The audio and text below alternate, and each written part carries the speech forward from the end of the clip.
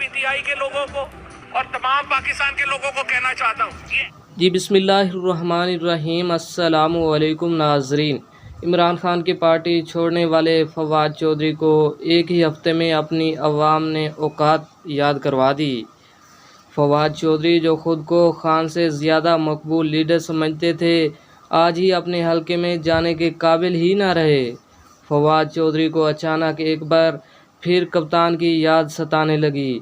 अपने मफाद के लिए कप्तान को अकेला करने वालों की कप्तान के साथ तस्वीरें और वीडियोज़ ने सबके होश ही उड़ा दिए। पीटीआई छोड़ने के अगले ही दिन असद उमर ने इंटरव्यू देते हुए कहा कि अगर मैं दोबारा सियासत में आया तो मैं पीटीआई का हिस्सा बनूंगा। कप्तान को छोड़कर जाने वाले असद उमर और फवाद चौधरी की सियासत में मकबूलियत हमेशा के लिए ख़त्म हो गई।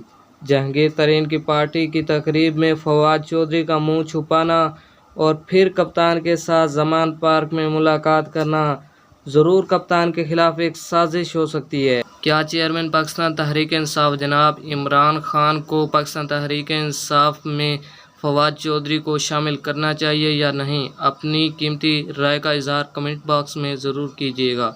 अगर वीडियो अच्छी लगे शेयर, लाइक एंड कमेंट ज़रूर करें। शुक्रिया।